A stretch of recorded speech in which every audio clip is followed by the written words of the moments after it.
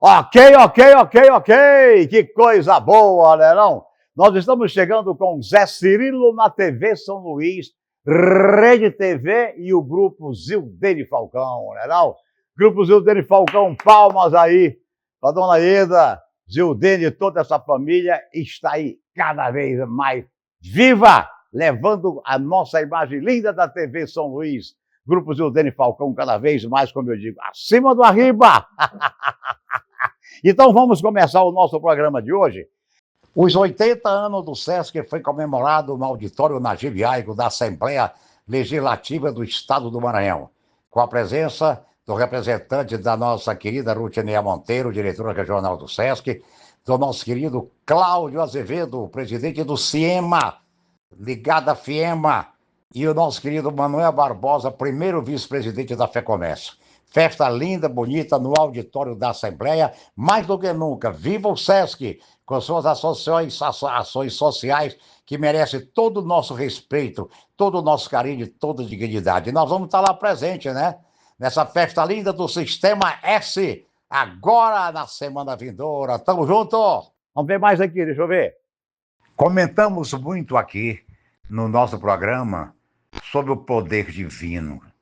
Deus, antes de você sonhar com a riqueza, com a ganância, pense em Deus. Frequente um templo, se aproxime mais dele. Eu vou mostrar para você com exclusividade no Zé Cirilo na TV, o que na verdade esse vídeo que nós estamos mostrando para o Maranhão, para o Brasil e para o mundo, representa para que você possa mudar sua mentalidade, ou então, se você já tem a mentalidade baseada nessa história, que Deus o proteja sempre. Confira só. Jogaram um jovem dentro de uma jaula com o leão mais feroz do continente africano. O jovem tinha 18 anos. Era negro, pobre, filho de Nádia. Segundo aqueles homens de traje branco que bebiam champanhe e riam como se estivessem assistindo a um circo, aquilo era o entretenimento da noite. A multidão aplaudiu. Quando o portão se fechou, o leão, com olhos como brasas, avançou com passos firmes. Os espectadores queriam sangue, mas o jovem de 18 anos, descalço e sereno, simplesmente orou. Para espanto dos cegos de espírito, o leão se sentou. Isso mesmo, entre risadas nervosas e flashes, ninguém percebeu o milagre. O animal falou com uma voz que fez tremer até os ossos do rapaz. Não temas, a justiça será feita. Terás uma revelação divina que ninguém mais pode ouvir.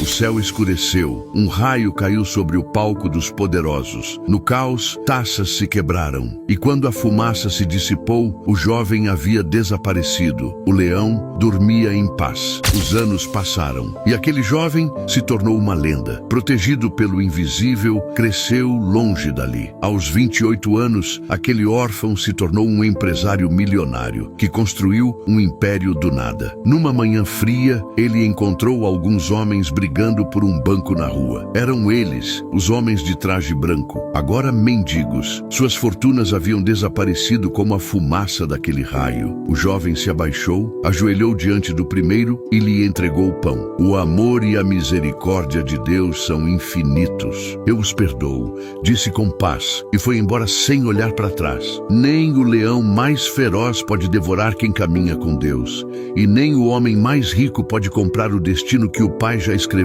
para você. A jaula que fizeram para te destruir pode ser exatamente o lugar onde Deus vai te encontrar. Se você acredita que Deus nunca abandona seus filhos, escreva amém nos comentários. O Dom, você confere os ETs do Dom, quero abraçar o Gustavo Almeida, né não? Que sem dúvida nenhuma, aqui na Lagoa, é um hospital que você chega, entra e sai imediatamente, vai sair bom de curado, né não? Todos têm um dom, um propósito, um porquê levantar todos os dias. O nosso é cuidar. Cuidar de quem ainda nem chegou. Estar presente em cada momento. Garantir que a saúde esteja sempre na sua vida. Onde tem a nossa marca, tem estrutura de qualidade. Tem exames com equipamentos de última geração. Tem o Hospital Dia, com procedimentos de baixa e média complexidade, mas principalmente tem saúde. porque essa é a nossa marca. Estamos aqui para cuidar do que mais importa.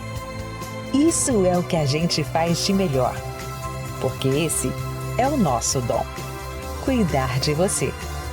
Dom Medicina Diagnóstica. O Dom sempre trabalha em parceria com o CTR, né, não? Então é muito bom saber, né, não, meu amigo Carlos Adler, que na verdade o Dom tem essa sintonia com o CTR e vice-versa, né, não? Do Dr. Massassub, né, não? Do Saulo, e fazer as pessoas cada vez mais felizes, né, não?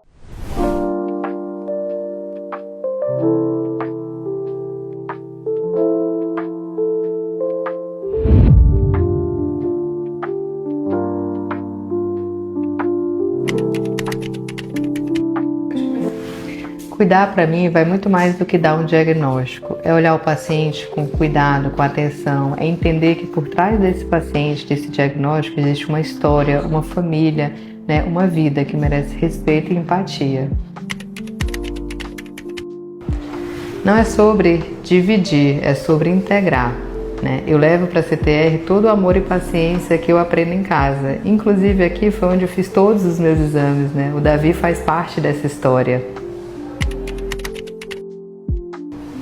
A maternidade me ensinou que o amor está na entrega, na presença, na vida real, né? É um amor que fortalece, que cura e que faz a gente querer ter disposição todo dia para dar o melhor de si.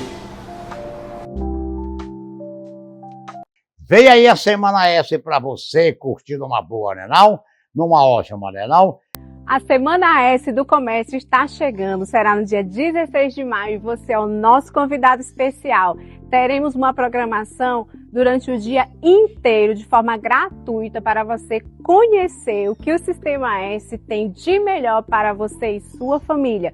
Uma programação completa com inovação, tecnologia, educação profissional e muito mais. E você é o nosso convidado. Estamos esperando por você. O grande evento da Semana S do Comércio vai acontecer aqui no Senac de Timon, que fica localizado na Travessa Timbiras, número 475, Centro. E na programação vamos ter prestação de serviço dos segmentos de beleza, moda, oficinas na área de tecnologia e uma programação incrível para você participar conosco. Então, venha participar desse dia especial.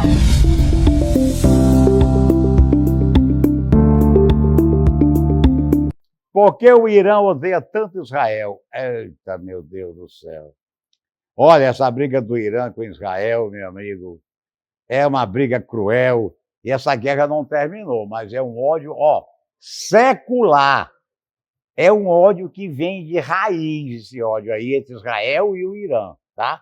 Mas nada melhor do que Deus para devolver a paz a todos esses povos, não é não? Por que o Irã odeia tanto Israel? A resposta está na Bíblia, e talvez você nunca tenha percebido. Você já se perguntou por que essas duas nações vivem em tensão constante e agora parecem à beira de uma guerra? A resposta é mais simples do que você imagina, e é isso que vou te contar agora. Mas atenção, não estamos falando do povo em si, estamos falando das raízes espirituais, políticas e proféticas que alimentam esse conflito há séculos. E para entender tudo isso, a gente precisa voltar no tempo. Antes de ser chamada de Irã, essa terra era conhecida como Pérsia. E acredite, ela aparece várias vezes na Bíblia. Foi o rei Ciro da Pérsia quem permitiu que os judeus saíssem do cativeiro da Babilônia e reconstruíssem o templo em Jerusalém. Esdras 1, verso 1 a 4. Ou seja, no início, a relação entre judeus e persas era boa, mas isso mudou. Durante o reinado de outro rei persa chamado Xerxes, ou Assuero, surgiu um homem que queria aniquilar todos os judeus da terra. O nome dele? Hamã. Isso está no livro de Esther. Hamã odiava os judeus, especialmente um deles, Mardoqueu, um homem fiel a Deus que se recusava a se curvar diante de Hamã. Ferido no orgulho,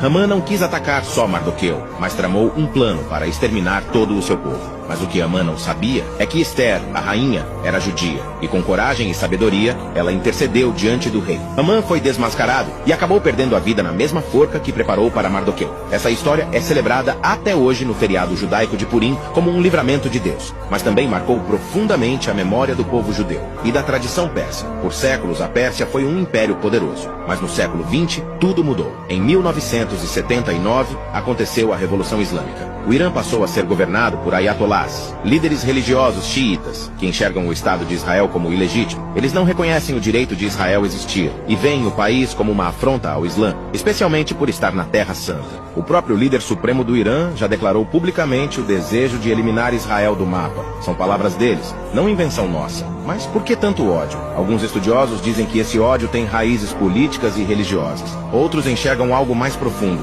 espiritual, porque o mesmo espírito que agiu em Ramã é o mesmo que tenta se levantar até hoje para destruir o povo de Deus. Mas assim como no livro de Ester, Deus ainda guarda Israel. E o que a Bíblia diz sobre o futuro? No livro de Ezequiel 38, a Pérsia é mencionada como uma das nações que se levantarão contra Israel nos últimos dias, junto com Gog, Magog e outros povos do norte. A profecia diz que essas nações formarão uma coalizão e virão atacar Israel, mas Deus mesmo intervirá e mostrará ao mundo que ele é o Senhor. Ezequiel 38, 23 diz: Assim, mostrarei a minha grandeza e santidade e me revelarei aos olhos de muitas nações. Então saberão que eu sou o Senhor. O que está acontecendo hoje não é só política, é também espiritual. O conflito entre Israel e Irã não é algo novo. É antigo, profético e aponta para algo maior. Mas isso não deve gerar medo em nós. Deve gerar discernimento. Porque tudo o que a Bíblia previu está se cumprindo diante dos nossos olhos. Vamos ver aqui, deixa eu ver aqui, ó. Deixa eu ver aqui, ó. Olha aqui, ó. Olha aí, ó. Os animais com os maiores chifres do Brasil, olha aí, ó, do mundo, ó. Chifres que impressionam.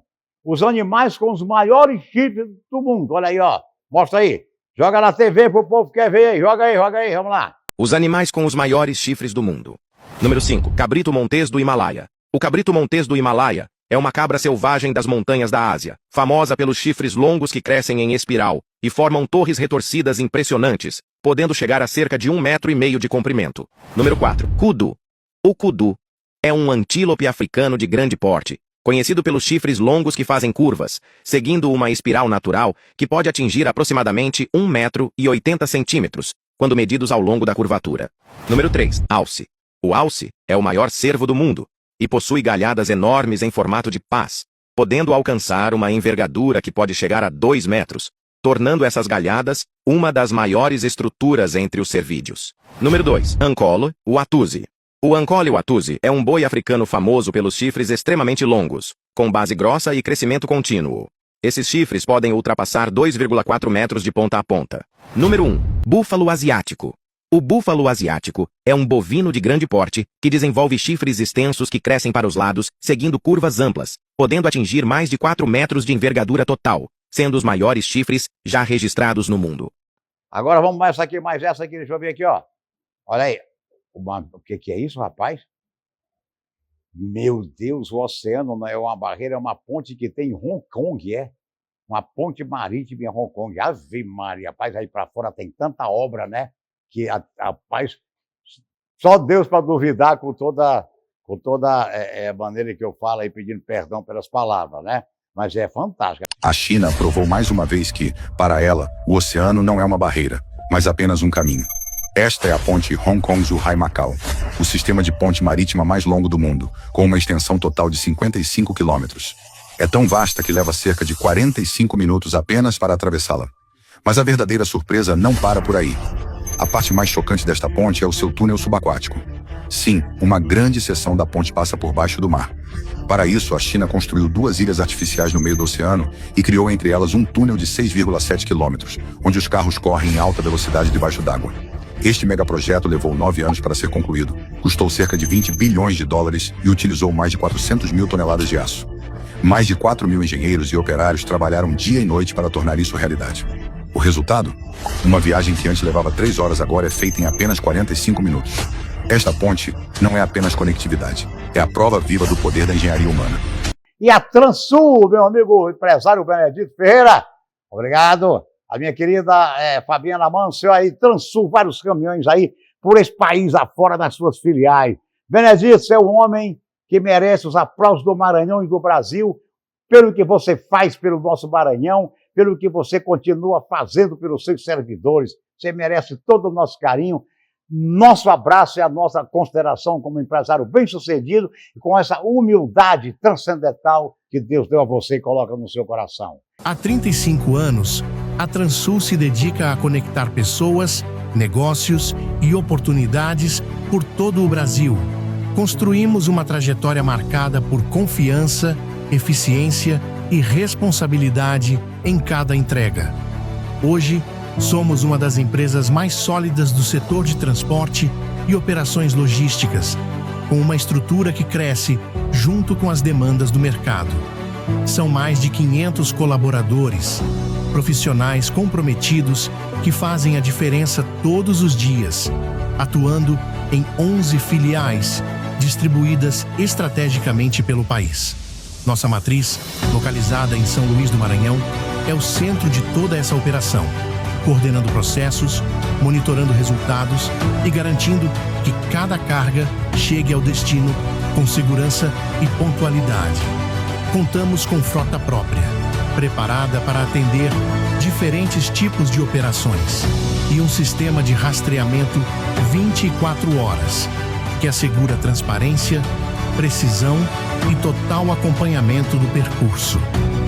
Ao longo de mais de 3 décadas, evoluímos, inovamos e fortalecemos nossos laços com clientes e parceiros, sempre com o compromisso de entregar muito mais do que transporte. Entregamos confiança. Transul, sua opção em transporte.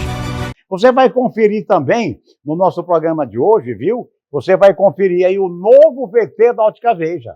A Ótica Veja, no mês de maio, está oferecendo aí, tem uma moto para sortear. Ai, tá, Viega, valeu, Viega, Lindalva. Ótica Veja melhor para você em São Luís e em Manaus. Presta atenção no que eu estou falando aí, tá? O aniversário é da Ótica Veja, mas quem sai motorizada é você. Já pensou em renovar seu olhar e ainda ganhar uma moto zero? Na promoção de aniversário, comprou a partir de R$ 499, você já está concorrendo a uma Honda Bis 125 ES. É isso mesmo, sua compra pode virar uma moto zerinho na sua garagem. Não perca essa chance, é só no mês de maio, nas lojas de São Luís e Manaus. Ótica Veja, melhor pra você. E o Lebaron, rapaz, Lebaron, Paulo Coelho. Rapaz, o Lebaron tem sido um local de festa de casamento, de recepção, de aniversário. É assim hoje a filosofia dos motéis, não é não? E o Lebaron não deixa por menos, né, Paulinho? Grande abraço e sucesso pra você, tá?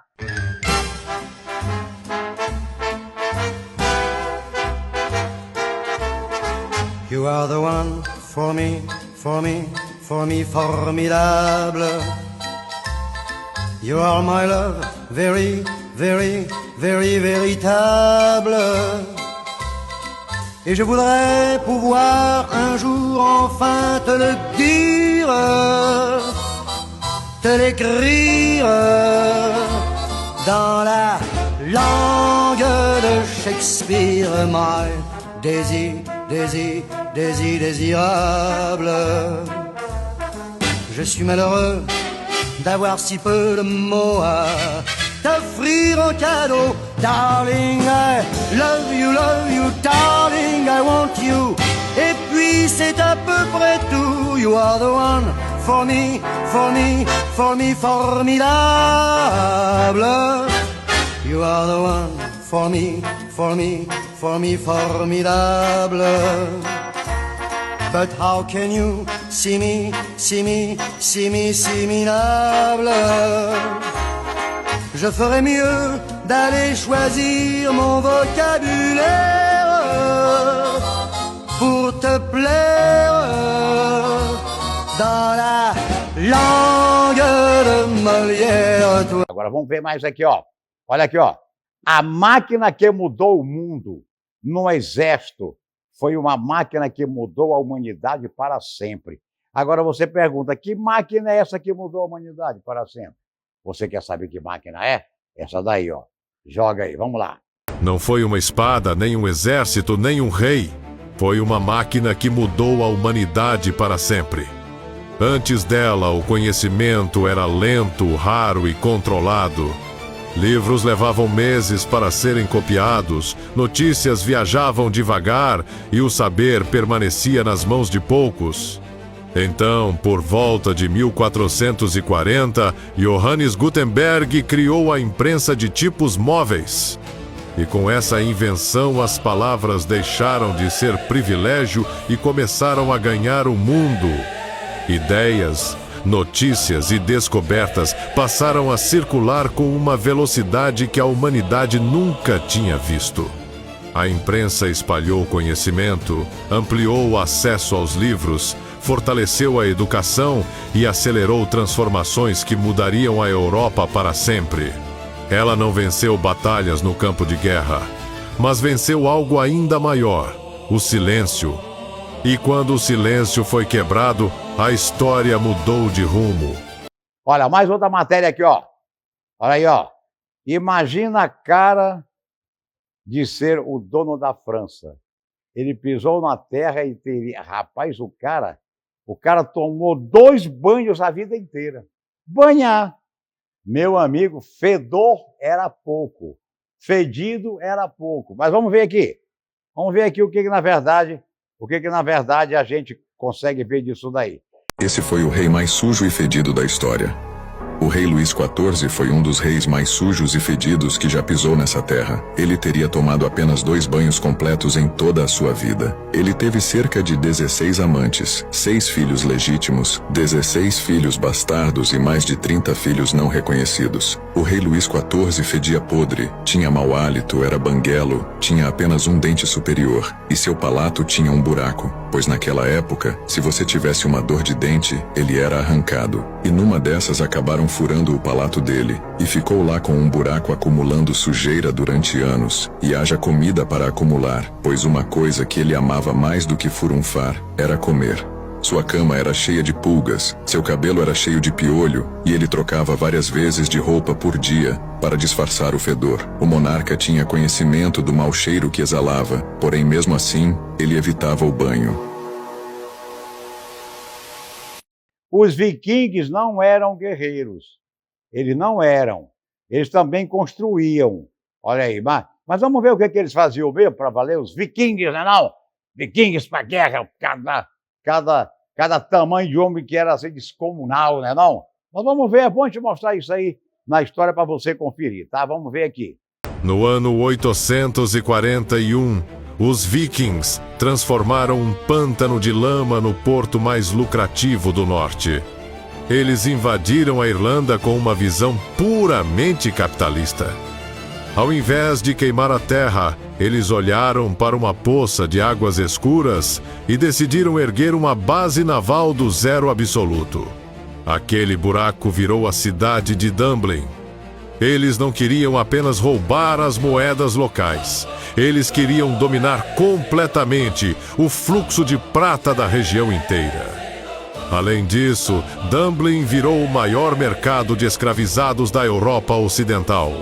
Aquele porto virou um ponto obrigatório de pedágio, onde cada moeda de prata e cada grama de ouro do mar da Irlanda precisava passar pelas mãos dos guerreiros nórdicos. Você já sabia que Dublin foi fundada por vikings? Eita, já falei do Sesc e não paro de falar do Sesc, né não? Como tá lindo, né? Você que é comerciário, ir ao Sesc e ver como a piscina tá linda, maravilhosa, né não? O buffet lá, sensacional, para os comerciários pagarem desse tamanho. Fim de semana lá é uma festa do Sesc. Passa lá um fim de semana no Sesc, para você ver como o hotel do Sesc está bonito, foi todo ele reformado, ainda continua, parece, mas a Viviane está tomando conta lá direitinho lá do nosso Sesc, né não?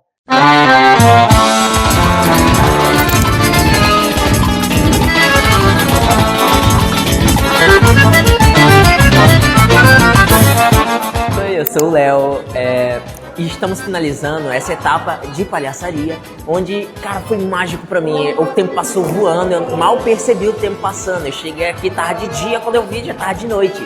E foi uma coisa que eu me vi muito. Eu sou estudante de teatro e eu vi muito das aulas sendo aplicadas aqui também, onde a gente vê que realmente a palhaçaria, ela tá em tudo que é tipo de coisa e o teatro muito ligado a ela também. E eu achei muito incrível, eu me diverti bastante e tenho muito a aprender ainda.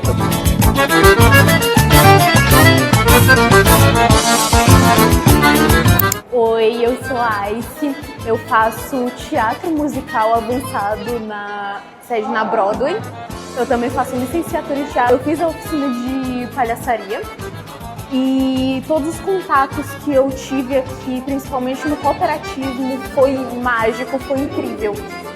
Eu sinto que aqui eu consegui me adaptar muito bem à minha turma. Foram jogos de introdução ótimos para o meu coletivismo. E principalmente na improvisação me ajudou a me conectar mais com mim mesma e com meus próprios personagens. Oi gente, eu me chamo Bia Limenzo, eu sou estudante do CACEM, também sou atriz. A gente acabou de finalizar essa oficina de palhaçaria e foi bem interessante porque a gente tem uma abordagem de trabalhar com questões voltadas a emoções e como a gente consegue encontrar humor nas menores coisas, criando um problema em cenas cotidianas. Então foi muito legal colocar em prática esses ensinamentos que eu já tive em disciplinas anteriores, mas aprender coisas novas que eu sei que eu vou conseguir levar para minha atuação, mas também para os meus estudos. Queria agradecer o SESC por essa oportunidade, espero que tenham outras voltadas para essa área. E é isso, foi uma oportunidade muito legal e fica o convite para quem quiser vir nas próximas. A Espuma Flex, você sabe, são 22, 23 anos, lá na estrada da Maiobinha, fundada pelo amigo Antônio Costa Araújo, geral. Espuma Flex, colchões maravilhosos para você deitar, ressonar, dormir e acordar feliz. Nasceu no ano de 2000 a indústria de colchões Espumaflex. Empresa genuinamente maranhense, a Espumaflex revolucionou os conceitos de produção e a comercialização de colchões no estado. Desde a sua criação, a Espumaflex vende barato porque fabrica. Um posicionamento estratégico, inovador e diferenciado que se consolidou como conceito de sucesso da empresa. Marca de uma indústria forte e em permanente expansão que avança atendendo exigentes normas técnicas e tendências em fabricação de colchões. Esta é a indústria de colchões Espumaflex, uma empresa que vem contribuindo para milhares de pessoas dormir bem e acordar melhor ainda. O IEL, Instituto Evaldo Lodge, sempre tem uma formação profissional começando ali. Você estagia, vai voando e chega lá. Instituto Evaldo Lodge, eita coisa. Se a gente quer resultado, jovem, pra cima o tempo inteiro.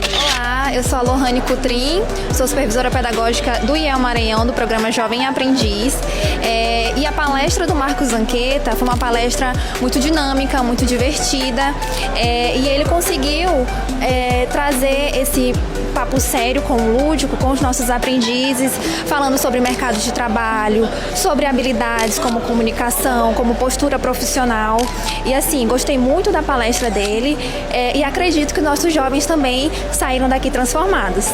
É muito interessante essa mensagem que ele quis passar de que a gente não pode perder esse interesse que a gente tem de quando a gente é mais novo. A forma como ele associou os assuntos sérios de uma forma divertida, fazendo a gente ter mais atenção dele. Nós, como estudantes do IEL, nós estamos iniciando a nossa carreira como aprendiz, então o que ele trouxe para nós nos trouxe muitas ideias sobre como vai ser esse passo ao longo aí da nossa jornada profissional. Jovem, otimismo!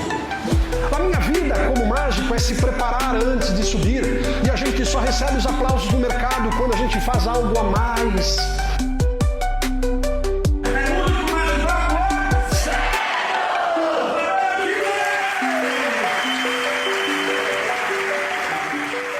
Vamos ver mais aqui, deixa eu ver. Você já xingou o famoso vá pro quinto dos infernos? Não tem um negócio de dizer, rapaz, vai pro quinto dos infernos. Tu sabe como surgiu esse jargão? Vá pro quinto dos infernos. Nós vamos mostrar como nasceu a história, viu, doutor Júlio Falcão? Viu, meu querido Paulo Falcão? Como surgiu esse jargão, vá pro quinto dos infernos. Você já xingou o famoso vá pro quinto dos infernos? A origem desse xingamento está intrinsecamente ligado a duas práticas centrais da coroa portuguesa. A cobrança do quinto, que era um imposto predatório de 20% sobre todo o ouro extraído nas terras mineiras, e o degredo, que era um sistema de envio forçado de criminosos e opositores políticos de Portugal para o Brasil. A consolidação dessa expressão se deu através da Nau dos Quintos, uma embarcação que simbolizava essa opressão, ao realizar a dupla missão de transportar o ouro tributado para Portugal e levar os degredados para o Brasil. A resistência a este sistema fiscal gerou diversas práticas de contrabando de ouro. Mineradores começaram a esconder o ouro em qualquer fresta que achavam. Baús, botas e até em animais mortos. Mas os fiscais revistavam tudo. Mas alguém teve a ideia de colocar o ouro onde ninguém ousava meter a mão, dentro de um santo. O ouro ficava escondido dentro da parte interior dos santos enquanto os padres abençoavam a fraude. E os fiscais não ousavam tocar, pois temiam o céu mais que a coroa, porque abrir um santo era um pecado maior que roubar da coroa. Esses santos ficaram conhecidos como Santos do Pau Oco. A repressão violenta, exemplificada pela execução e esquartejamento de Tiradentes em 1792, solidificou o terror associado ao poder colonial. E a expressão "vá para o quinto dos infernos" sobreviveu ao longo dos séculos. Ei, vamos ver aqui, ó. O Arco da Lapa. Olha aí, ó. Arco da Lapa. O Arco da Lapa foi construído, presta bem atenção, tá? Foi construído. E você vai ver como ele foi construído. Confira aí, vamos lá. Tá? Confira. Oi, gente! Estou aqui no centro do Rio em 1723 e atrás de mim o futuro Arcos da Lapa sendo construído. Bora conhecer? Você olha para os Arcos da Lapa e vê um cartão postal. Mas o que quase ninguém te conta é que esse lugar já foi cenário de escravidão, água suja, perigo e até medo de passar a noite. A história real por trás desses arcos é muito mais sombria do que parece. No século XVII, o Rio de Janeiro tinha um grande problema. Faltava água potável. A solução veio de um rio chamado Carioca, que ficava longe do centro da cidade. Então surgiu a ideia de construir uma enorme estrutura para trazer essa água até a população. As obras começaram por volta de 1723 e terminaram em 1750. O resultado foi o Aqueduto da Carioca, hoje conhecido como Arcos da Lapa. Mas existe um detalhe que pouca gente fala. Essa construção foi feita com mão de obra escravizada, ou seja, por trás dessa beleza existe uma história dura e esquecida. Mesmo sendo essencial para a cidade, a água que passava pelos arcos nem sempre era de boa qualidade. Existem registros históricos de que ela chegava suja e até contaminada, ou seja, a solução nem sempre resolvia o problema como deveria. Com o tempo, o aqueduto deixou de ser usado para a água, e em 1896 ganhou uma nova função. Virou passagem para os bondes de Santa Teresa. Só que essa adaptação também trouxe riscos. No início da operação dos bondes, já aconteceram acidentes e falhas. A estrutura antiga precisou se adaptar a uma nova realidade, e nem sempre isso foi tranquilo. E tem mais. No final do século XIX e início do XX, a região da Lapa ficou conhecida como um lugar perigoso, cheio de bares clandestinos, prostituição e criminalidade. Muita gente evitava passar por ali à noite. Com o tempo, tudo mudou. A Lapa se transformou em um dos lugares mais culturais e movimentados do Rio. E os arcos viraram símbolo da cidade. Ok. Nós estamos de volta. Olha, vamos, ó. Mas, rapaz, olha aí.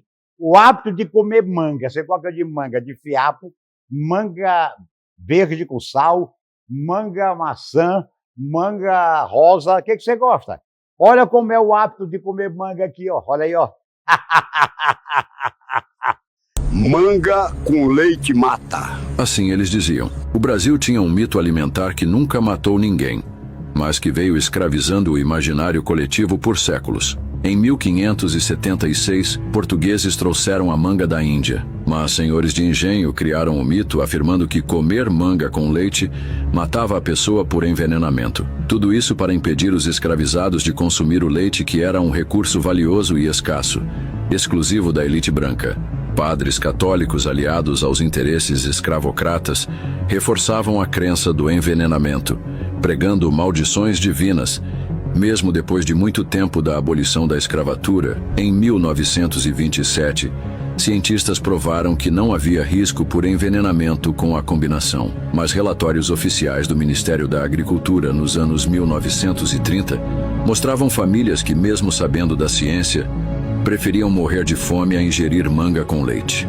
Olha, eu quero mandar um grande abraço ao meu querido e amado amigo César Roberto, o meu amigo Cezinha da CCG. O Cezinha, 23 anos de história na sua CCG, mostrando para o Maranhão que determinação, vontade de construir acontece. Eu acompanho a história do Cezinha já há alguns anos, ele está aí servindo ao governo do estado com obras fantásticas e as empresas também particulares, pelo Maranhão, com a máquina anfíbia, a única pioneira que vai lá na lama, que vai lá buscar aquilo que você nunca viu uma empresa fazer. César, Caio, Gustavo, que Deus abençoe vocês. Vamos ouvir a palavra do César Roberto? Dai a César o que é de César. Aos 23 anos, a CCG começou com um propósito simples, trabalhar com seriedade e fazer a diferença. No início foram muitos desafios, mas nunca faltou dedicação e compromisso e a vontade de crescer. Hoje, quando eu olho para a CCG, eu vejo uma empresa, vejo pessoas, histórias, conquistas construídas todos os dias. Cada colaborador que passou por aqui deixou a sua marca. Cada obra entregue representa confiança e responsabilidade. Este sempre foi nosso diferencial, a forma como fazemos, com qualidade, respeito e compromisso. O nosso objetivo é continuar evoluindo e levando desenvolvimento, com os pés no chão e a visão lá na frente. Eu tenho muito orgulho dessa trajetória. Não são 23 anos só da CCG, são de todos nós. Muito obrigado, colaboradores, parceiros, clientes, que faz parte dessa história. Mais do que obra, construímos história. E assim a gente vai levando, né, não? Avante as coisas para que aconteçam numa boa e numa ótima, né, não? E, logicamente, a Glícia Cajado, você sabe que tem o ensino fundamental que está nas mãos da Glícia Isonde Ribamar, no Coatrac, com ações realmente sociais maravilhosas. Ensino fundamental, Glícia Cajado, feliz da vida e ama as crianças, viu? Ama as crianças mais do que você imagina. É muito legal porque eu a conheço e sei do carinho que ela tem por você, numa boa e numa ótima. E assim que a gente quer ver o mundo feliz e as professoras levando conhecimento para todo mundo, né? Olha, o nosso Ferreiro Grill, aqui na nossa lagoa, agora lá em Imperatriz, né?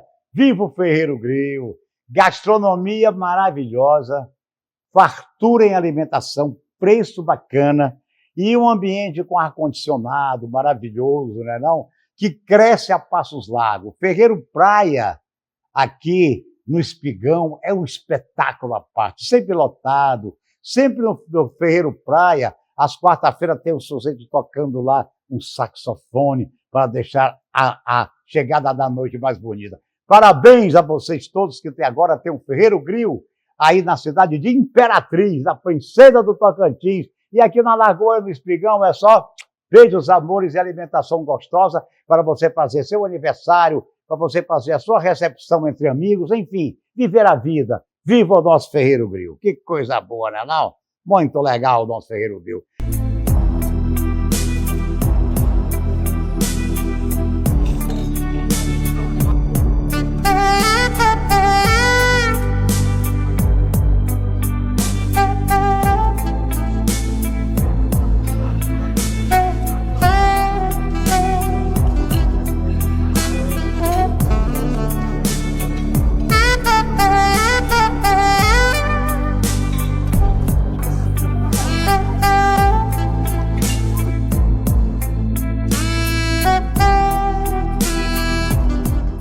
Eita, Jesus Cristo! Tá bom, vamos lá. Vamos mais aqui, vamos ver aqui, olha, vamos aqui, ó. Olha, ó. No ano de 1664 depois de Cristo, amados pela América do Sul e armado para valer, o generalismo no campo de batalha. Joga aí, menino! Joga, menino, para valer, menino. Vamos lá. Vamos ver mais aqui agora, vamos lá, deixa eu ver aqui, ó. Os 6 bilionários mais ricos de Goiás. Quem que você acha que são os 6 bilionários mais ricos de Goiás? Quem que você acha que são? Diga aí, hein? Você vai saber aqui no programa, que aqui você sabe tudo. Joga na TV, vamos lá. No ano de 1864, o maior conflito armado da América do Sul não foi vencido por generais no campo de batalha.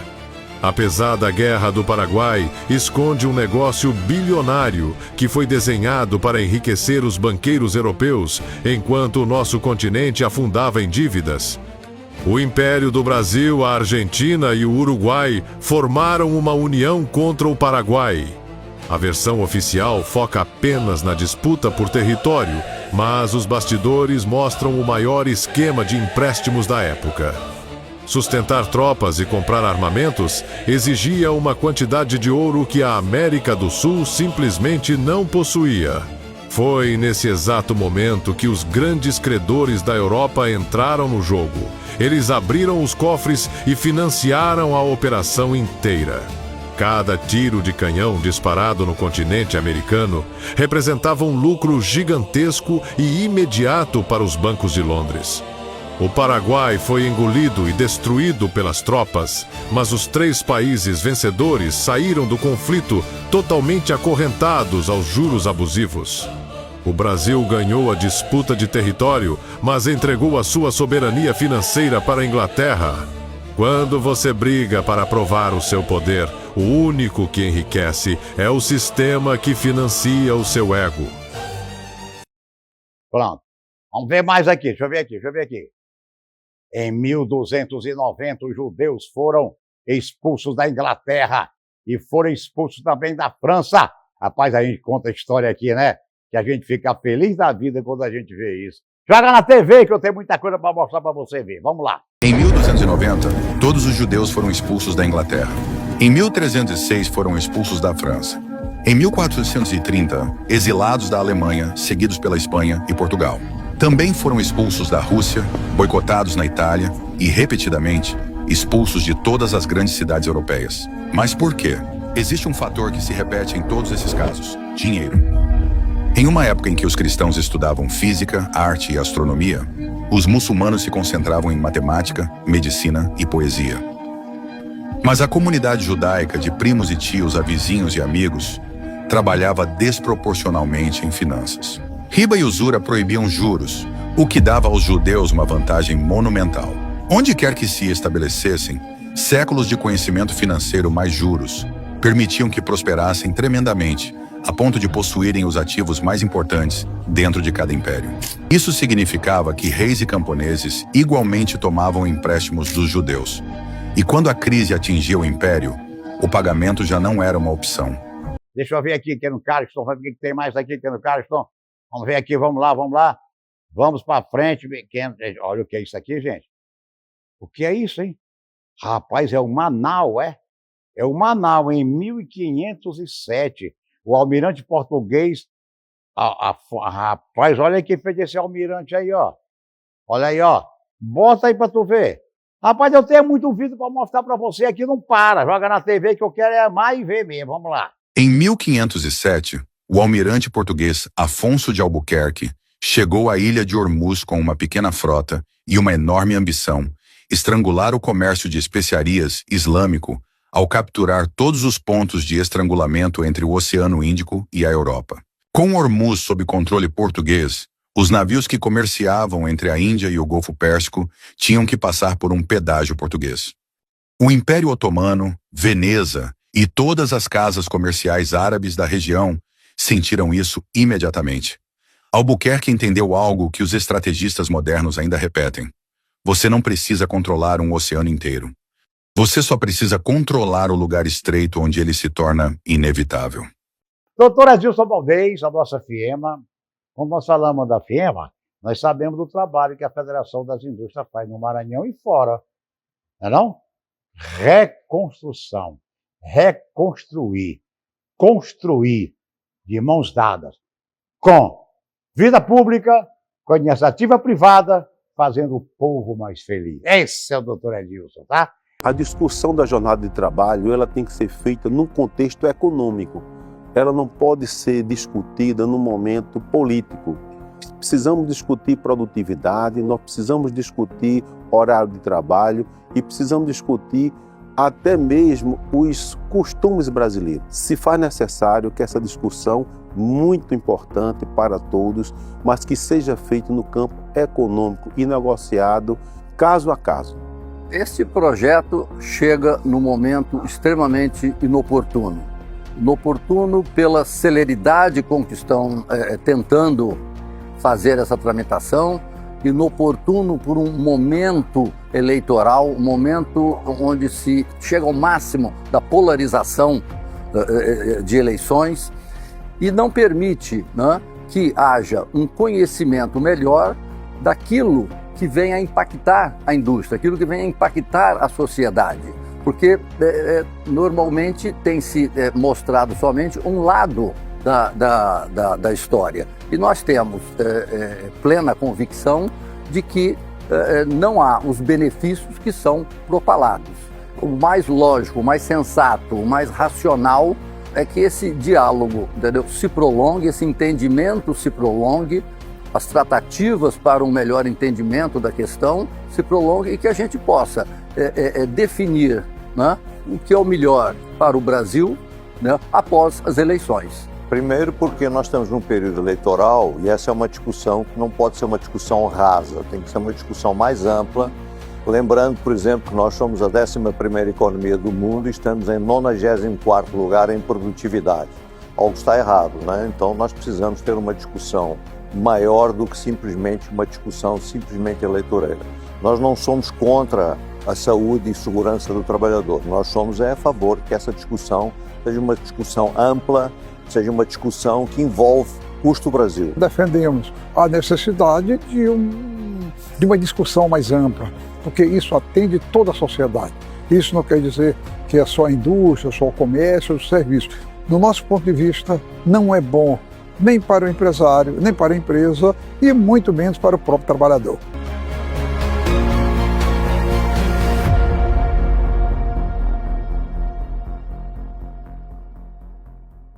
A blackout do meu amigo Luiz Jorge, logo aqui na Lagoa, você chega com o seu automóvel sai de lá lindo e maravilhoso, não é não? Deixa eu ver aqui, ó. Olha aqui, ó, presta atenção aqui, ó. O Maranhão vai ser dividido em 2 estados.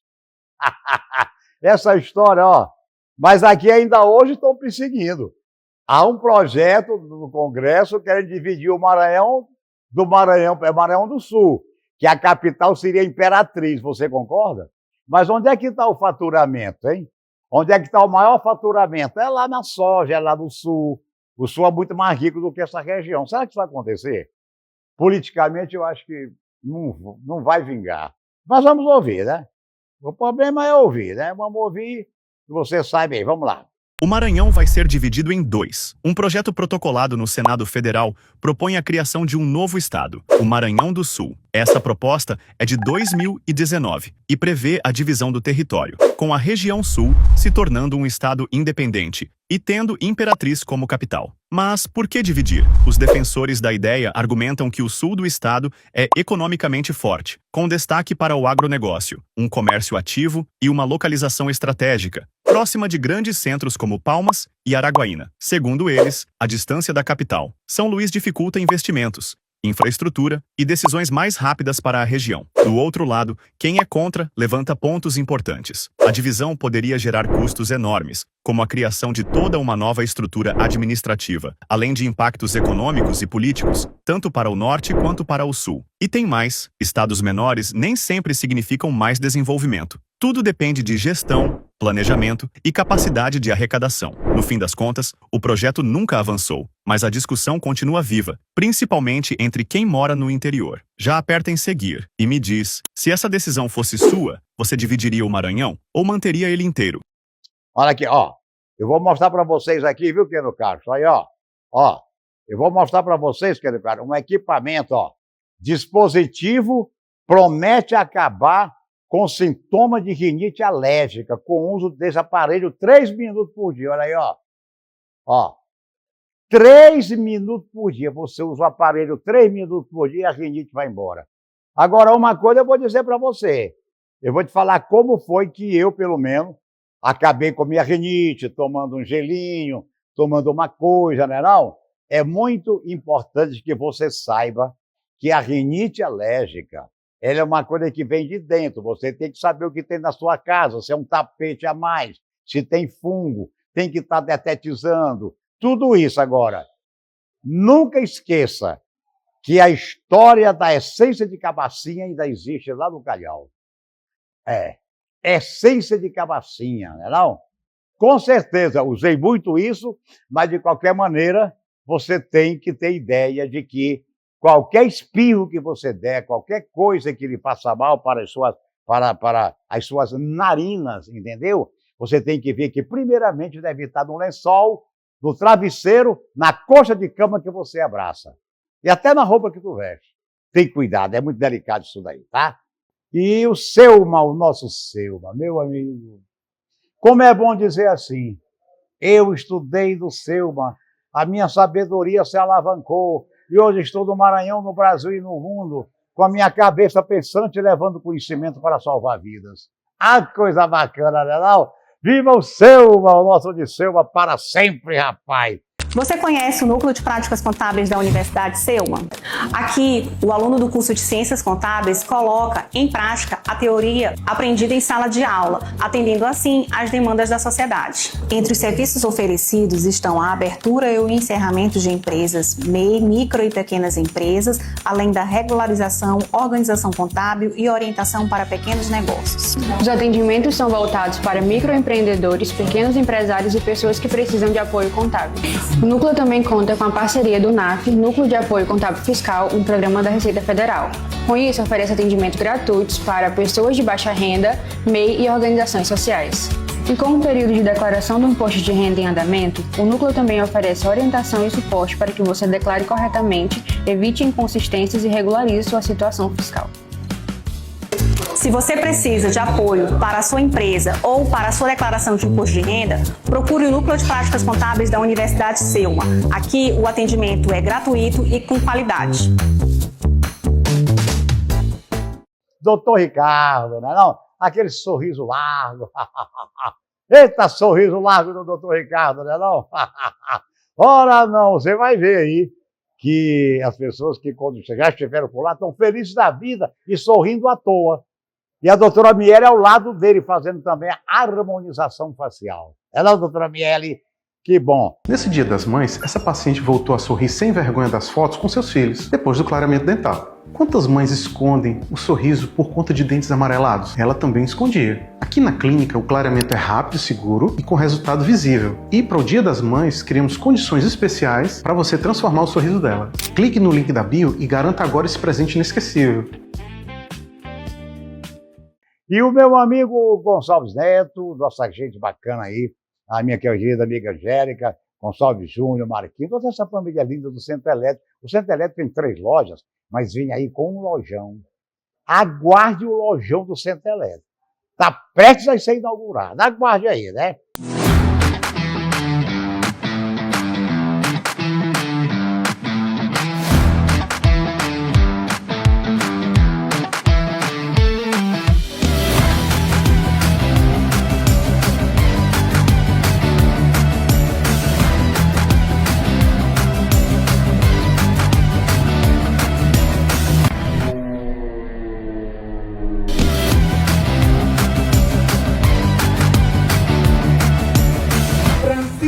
Câmara Souza. Opa!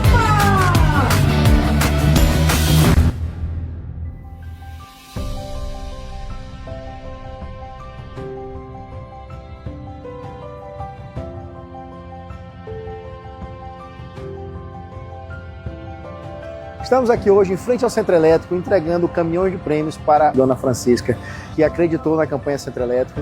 Dentro de milhares de pessoas, foi a Felizarda. Ficamos muito felizes com a participação do público em geral e prepare-se que o Centro Elétrico vai ter muito mais ainda esse ano. Eu ia saindo sem ter nem meu cupom. Teve uma vendedora que me chamou e disse assim, você não vai levar? Eu disse, eu vou. E ele disse assim, Deus já está te dando isso aqui. Eu disse, eu recebo em nome de Jesus. Vamos ver aqui, vamos ver o que tem mais aqui. Vamos lá, Keno, vamos lá. O Brasil dispara na remoção de tatuagens, com mais de 275 mil procedimentos. Olha aí, ó. O Brasil dispara na remoção de tatuagem com mais de 275. Olha aí, ó. O Brasil vive um aumento expressivo na busca pela remoção de tatuagem. Só no primeiro semestre de 2025, mais de 275 mil pessoas procuraram o procedimento, colocando o país na segunda posição mundial. Olha, eu não sou contra e nem serei contra quem quer que seja, né, não? Porque o corpo é seu, você faz do seu corpo o que você quiser. Mas eu assim, não sei, opinião própria, né? Mas uma pequena tatuagem, assim, aqui um pouco pequenininho, num braço, num coraçãozinho, coisa linda, né? Mas os caras que são tatuados da cabeça aos pés, as pessoas que procuram tatuar, quando vai remover essas tatuagens, não é brincadeira. É um trabalho onde você vai gastar muito mais do que as tatuagens que você fez. Você tenha cuidado. Quem faz tatuagem profunda hoje é pro resto da vida. Leva para o coveiro. Então vamos ver essa outra aqui, ó. Rapaz, em 214 a.C., o maior exército do mundo cercou uma cidade grega e a cidade não tinha general. Rapaz, foi. Meu amigo, naquele tempo é que tinha guerra. Hoje a guerra é fria. Hoje a guerra é para que a gente possa ver se os impostos diminuem, não?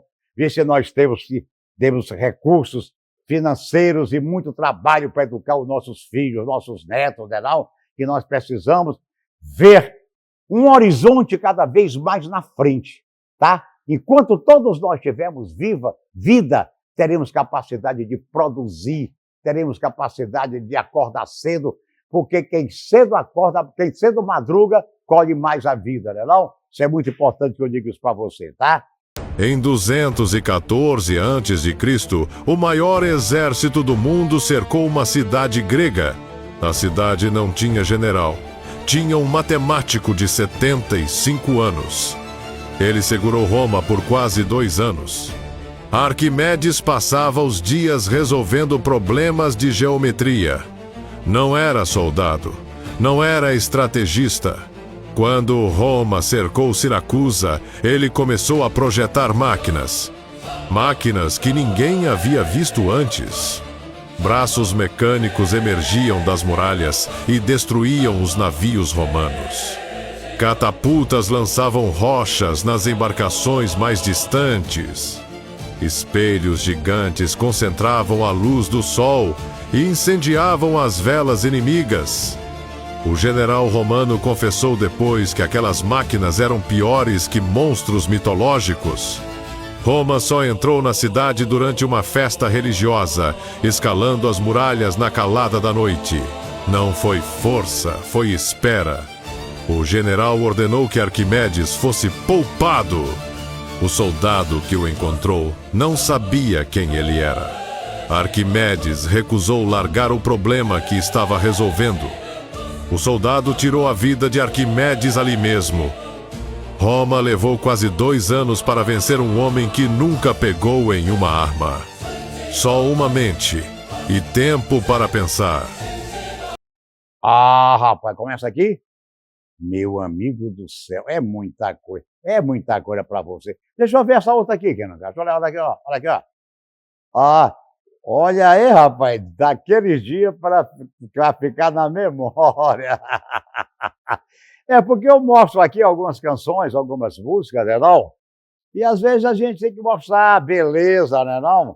Das mulheres, também dos homens, que gostam de curtir a vida. Viva a vida enquanto houver vida. Quando há vida, com responsabilidade, viu? Cuidado que tem esse projeto aí, se você beber muito, esse projeto vai ser aprovado. Você vai perder o carro com uma multa de R$27 mil.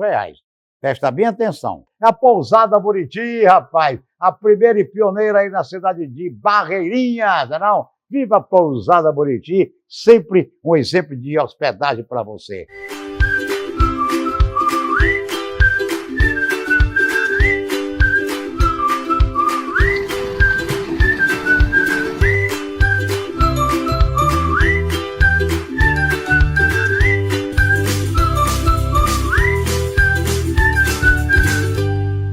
Zé Cirilo na TV, TV São Luís, Rede TV Grupo, Zildene Falcão cada vez mais acima do arriba. crescendo. Tchau!